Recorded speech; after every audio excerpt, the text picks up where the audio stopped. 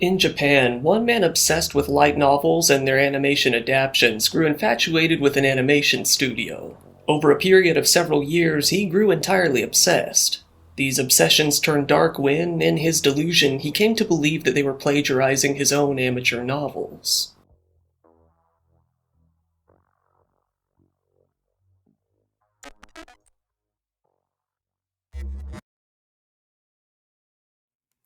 We've covered a good number of anime-related crimes on this channel. Whether it's someone on the production team for a certain series or someone blaming their crimes on anime, there's definitely a dark underbelly to the otaku community. In recent years, it's become even more common for anime, manga, and game studios to get constant death threats by fans who aren't really happy with the way that they're handling the series in one way or another. In fact, companies like Nintendo have even gone as far as announcing their games much closer to release date due to the amount of death threats they've gotten for delaying games in the past. It's not often that anyone actually acts on these threats, though, making today's case very unique. That is, especially given the sheer scope of this attack. Even if you don't know that much about the Kyoto Animation Company, if you're a big fan of anime, you've likely at least heard of some of the titles they have produced. For the older crowd, they worked on The Melancholy of Haruhi Suzumiya and Clannad. For more modern viewers, they've been behind K-On! They had several different studios throughout the city of Kyoto, with one certain studio being located in the Fushimi ward of the city. As beloved as the anime studio is, they were no stranger to deranged, obsessive otakus. Over the course of 1 year leading up to today's story, they had received over 200 death threats in total, with many other less threatening threats mixed in there as well. While the company president would continually report all of these threats to the police, nothing would ever really come of it. As it turns out, a lot of these threats were coming from one single man who would continue to send them for quite some time. Shinji Aoba was born on May 16th in 1978 in Saitama. In the beginning, he seemed to be a fairly normal kid, albeit a bit strange. In his elementary school yearbook, where other kids wrote about themselves and what their dream careers were, Shinji wrote that he only wanted to be extremely rich. From the very beginning, his upbringing wasn't the best. When he was in 3rd grade, his parents decided that it was time to divorce. Unfortunately, it seems that his mother ran off, leaving Shinji and his brother and sister to live with their father. Over time, their father began to abuse them. After dealing with such a home life for several years, Shinji eventually stopped going to school entirely in middle school. Afterwards, he attended what they call a free school, basically an alternative school with more flexible class times. Shinji, around this age in his life, got more and more delusional. He started hallucinating and feeling that people were always watching him. Whenever he would try to get help from the people around him with his mental state, they would simply tell him that he needed to be determined to get better. It seems that his deteriorating mental state began to become more evident to the other kids around him, as Shinji began to feel more and more alienated as people around him told him to stay away from them. While attending his free school, Shinji eventually started taking on part-time jobs. He delivered newspapers, sorted mail, worked at gas stations, and more. Eventually, he graduated from his school in 1998. Shortly after, his father passed away in 1999. Now, being in his early 20s, he decided it was time to move out to Tokyo and attend a vocational school, living near and working at a newspaper sales outlet.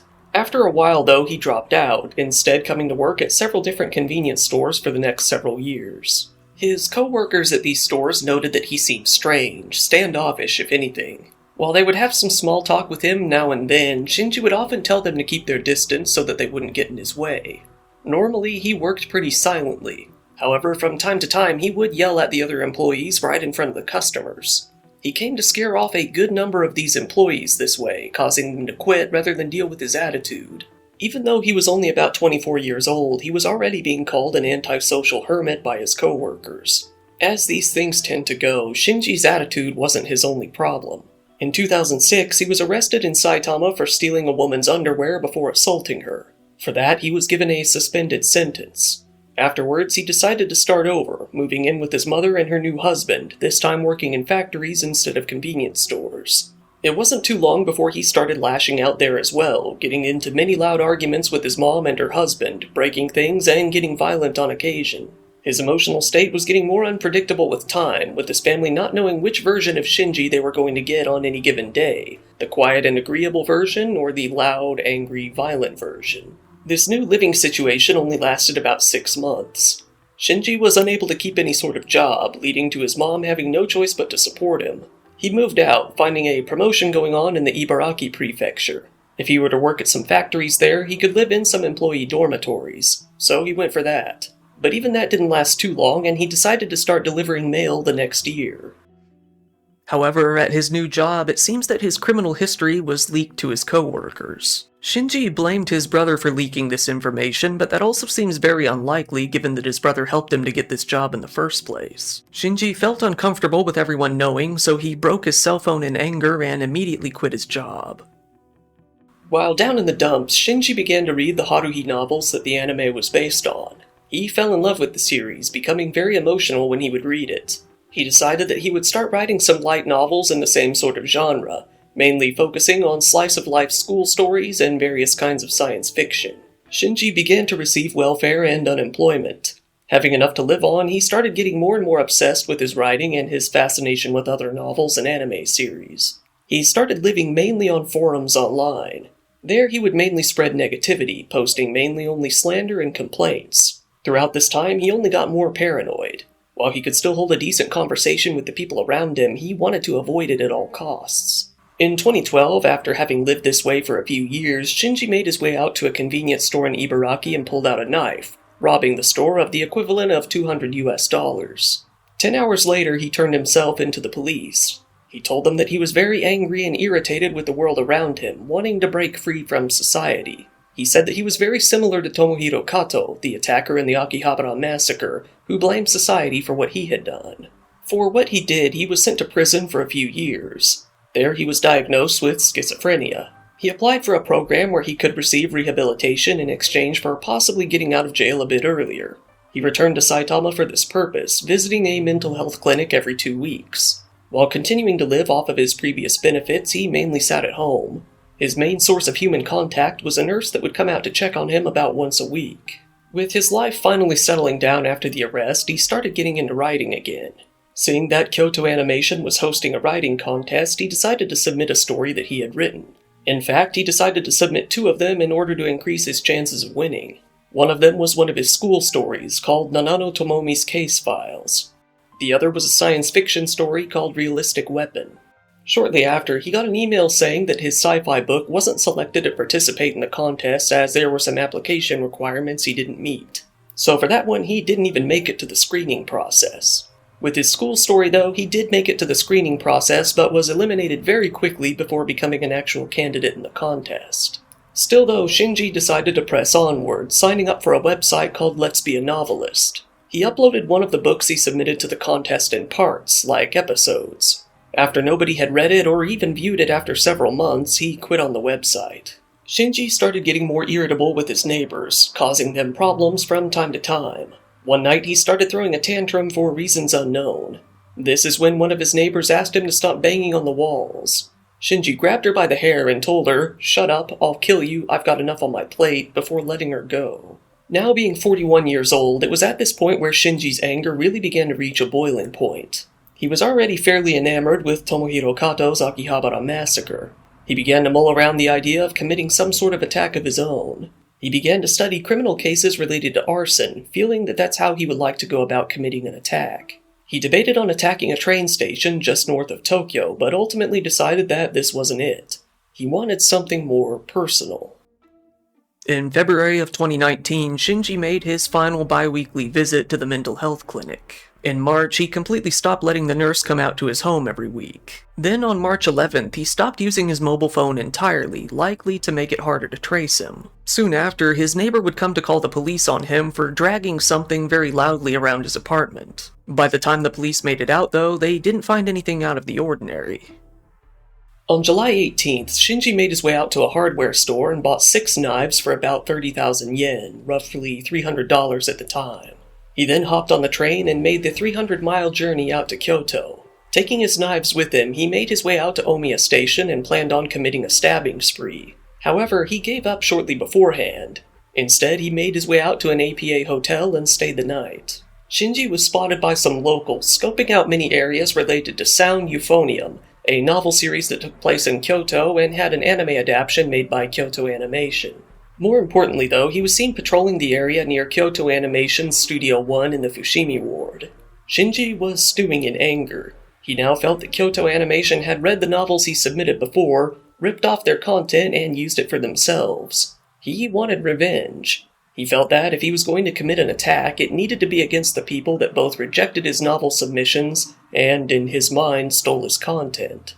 Shinji made another visit to a hardware store, this time buying 2 20-liter gas cans. He then went to a gas station and bought himself some gasoline. He walked over to a park nearby to Studio One, pushing the gas cans in a small cart. He began to prepare for his attack by filling up the gas cans in the park and getting his knives and tools ready. At 10:31 a.m., a few hours into the workday, Shinji walked right into the main entrance of Studio One with his trolley full of gasoline. He began to throw gasoline all over the floor, screaming "die" repeatedly as he prepared to light it and run away. Before he could do that, though, there was a massive explosion. It seems that the gasoline in the air was ignited, leading to the whole building erupting in flames very quickly. Shinji still pressed on. He wanted to kill at least a number of people directly. He started to pour gasoline over several employees, wanting to light them on fire personally. In doing this, he killed 2 people. However, when he set them alight, he didn't take into account the gasoline on his own skin and clothes. He burst into flames as well, literally running for his life out into the street, frantically trying to put out the flames. As the fire continued to grow by the main entrance, a large number of employees were completely trapped inside. Many of them had tried to escape the opposite way by running up the stairs to the 3rd floor and escaping via the roof. However, those floors were completely engulfed in smoke within only about 30 seconds after the main explosion. None of them could breathe, leading to 20 people dying in the staircase alone. 11 more people passed away on the 2nd floor, 1 more in another staircase, and another on the 1st floor in addition to the 2 who were killed directly. As Shinji ran from the building, 2 Kyoto Animation employees chased him down. He didn't make it that far, though, eventually coming to collapse on a smaller side street. It wasn't long before the police were on the scene, swarming him. Multiple unused knives were found lying about as Shinji suffered from his wounds on the ground. After a few moments, he collapsed down on his back. With his shoes gone, his clothes torn and burned, and his skin in very bad shape, he was still able to talk to the police. He told them, "I did it." An officer asked him why he would do something like this. He responded, "It was stolen." When they asked him what was stolen, he got angry and screamed, "Novels," in response. He was taken to the hospital with severe burns to his chest, legs, and even his face. It came to be known that he was burned on over 90% of his body. Those nearby to where Shinji had collapsed started speaking to reporters, telling them he seemed to be upset, even getting angry, shouting something about how he had been plagiarized. For a while, this was all anyone following the case really had to go on. They began to wonder if Kyoto Animation really had plagiarized someone's work, leading up to this whole massive incident. It wasn't until about 3:19 p.m. that the fire at Studio One was finally under control. However, it wouldn't be until 6:20 a.m. the next morning that it would actually be put out completely. Once it was safe to go inside, the investigators came across the disturbing number of the deceased inside, 34 people in total. 2 more later died at the hospital from their injuries. 70 people were in the building at the time of the fire, meaning that slightly less than half of them even survived the attack. The attack was one of the deadliest in the entire country's history since World War II, and the deadliest fire in general since 2001. It was labeled as a terrorist attack fairly quickly, with many assuming that Shinji had fully intended to die while carrying it out.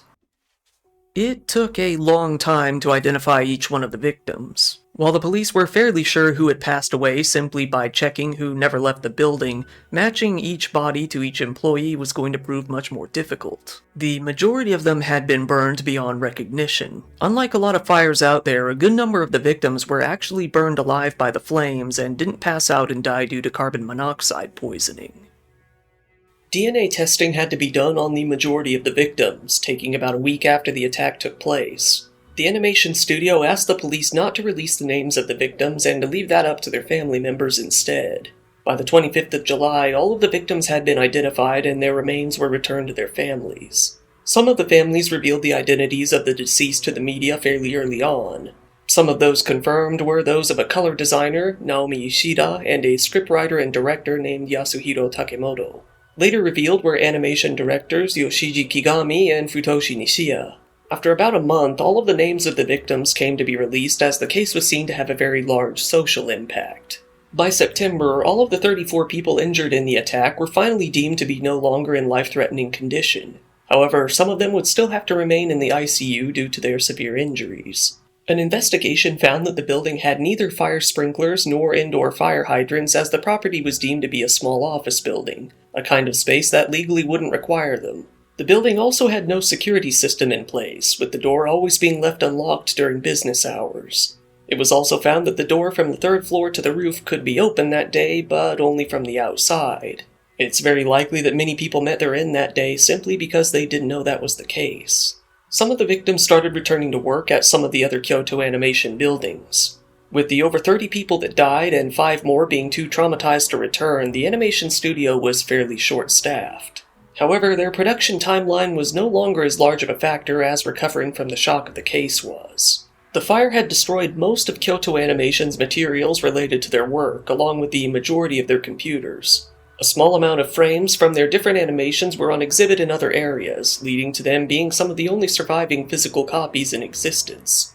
One server did manage to survive the fire, though, leading to at least a good amount of digital artwork being recovered.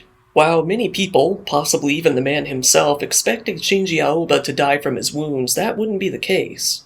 He had been transferred to a university in Osaka to get further treatment. There he got a skin graft, among other surgeries.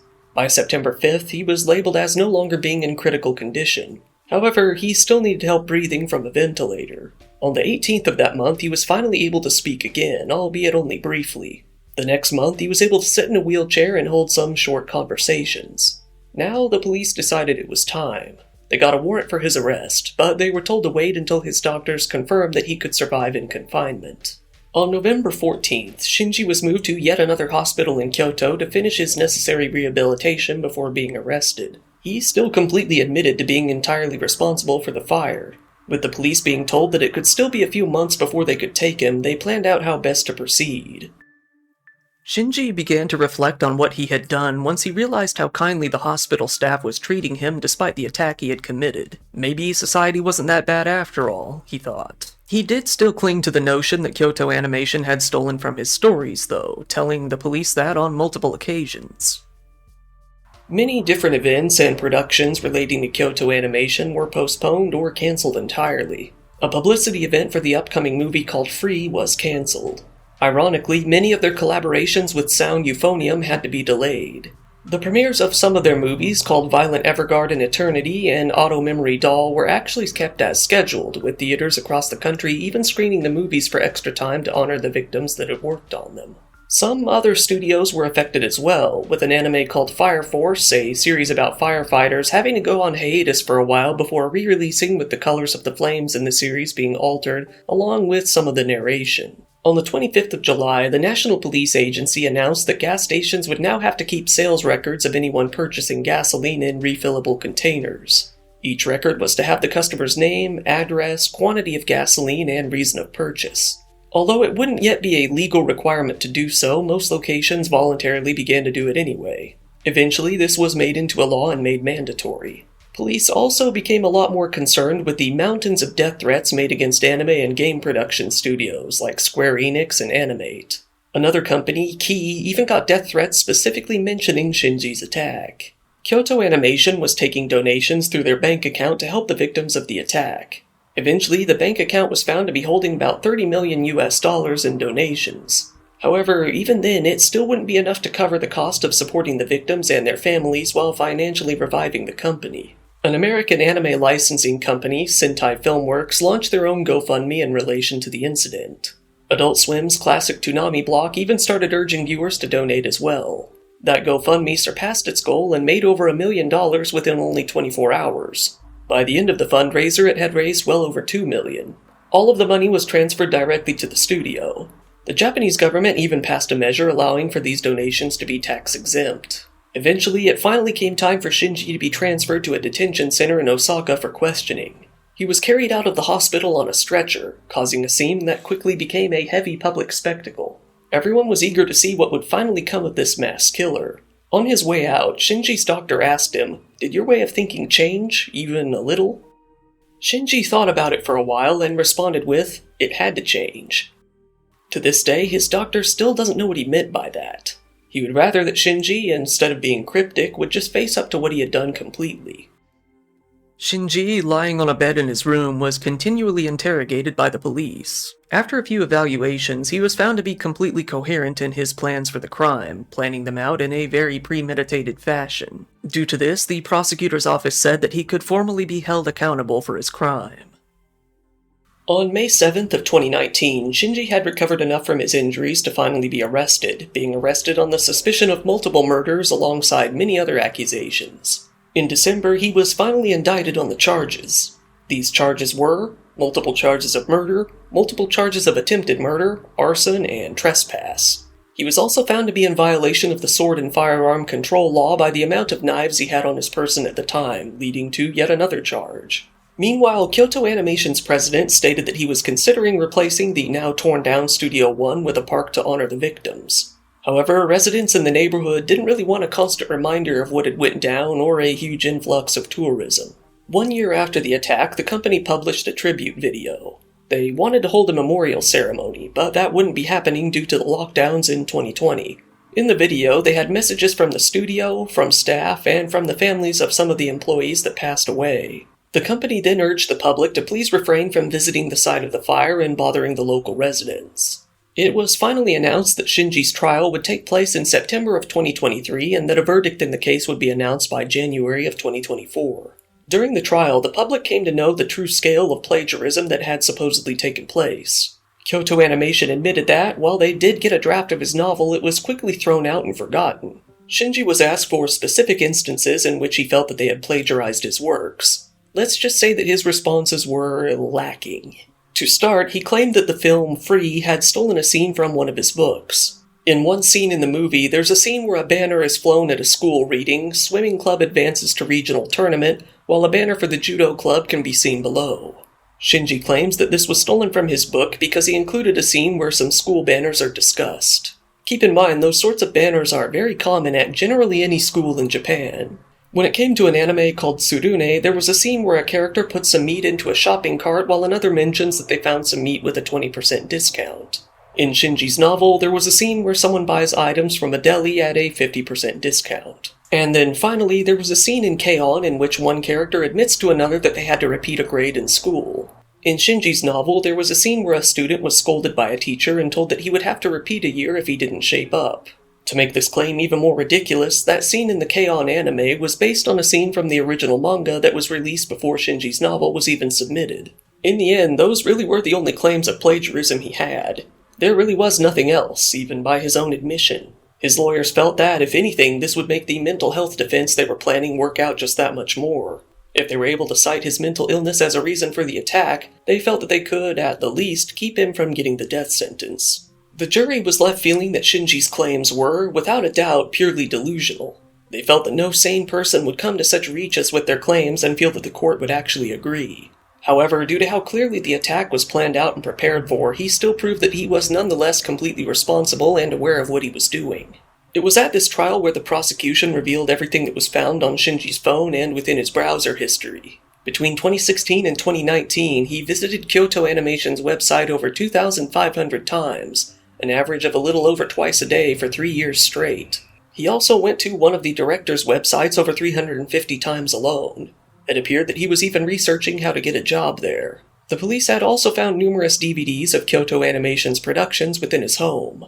They also believe that, using the Tor browser, he was the source of many of the anonymous death threats toward the company in the time leading up to the attack.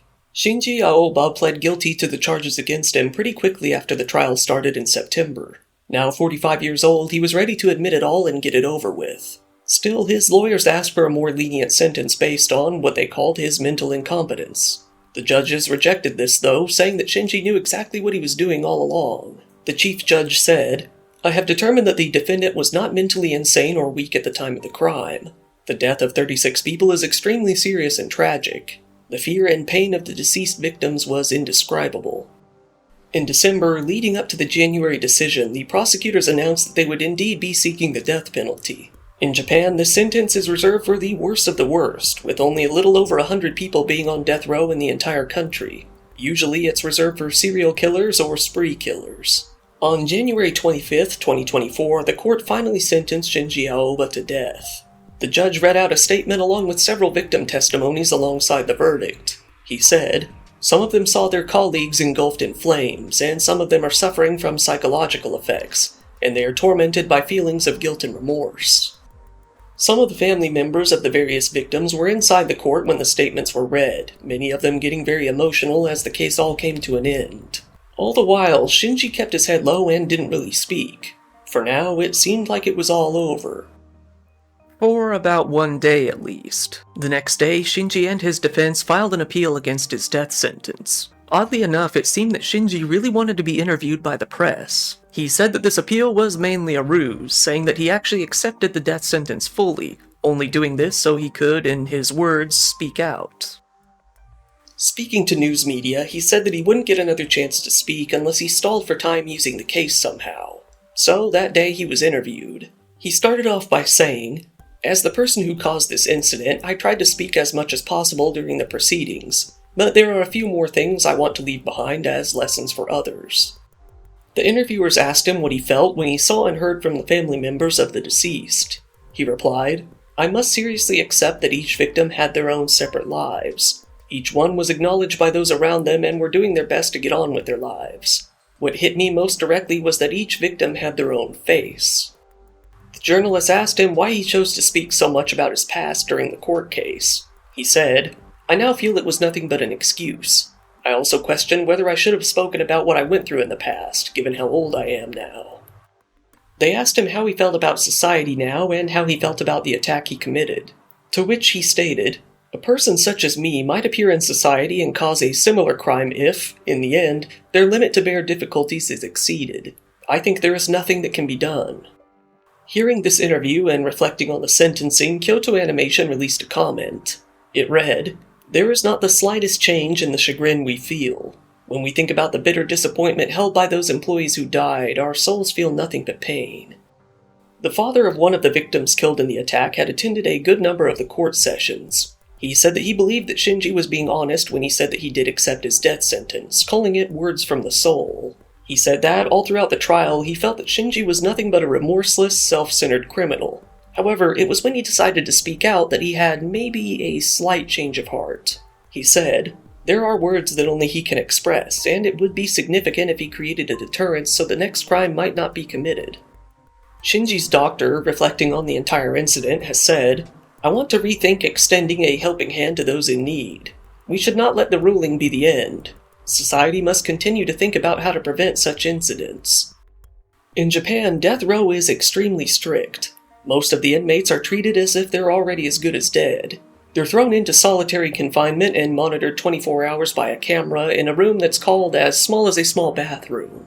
They're only allowed to exercise twice a week and aren't allowed any television, although they are allowed to have a maximum of 3 books. Any visits with their family or lawyers are monitored extremely closely. More importantly, they aren't even told when they're going to die. One day they will simply be woken up and told that their time is up before being taken out to the gallows. Right now, there are 107 people on death row in Japan. The most recent execution, as of the making of this video, was that of Tomohiro Kato, the criminal behind the Akihabara massacre back in 2022. Shinji Aoba will remain there alongside criminals like Satoshi Uematsu. It could be years before they are finally put to death. Until that point, they will rot. Once again, thank you for watching my video. If you found it interesting, please give it a like, it really helps me out in the algorithm, and feel free to subscribe if you want to see more content like this. Just recently, I've opened up a merch store. There you can get yourself some cool Dire Trip t-shirts and other stuff. If you want, go ahead and follow me on social media, and I really appreciate it when people follow me on Patreon. There you can get videos early, ad-free, and uncensored. Channel memberships are up too, and you can get most of the same benefits there as well. Once again, this has been your host Kyle. Thank you, and good night.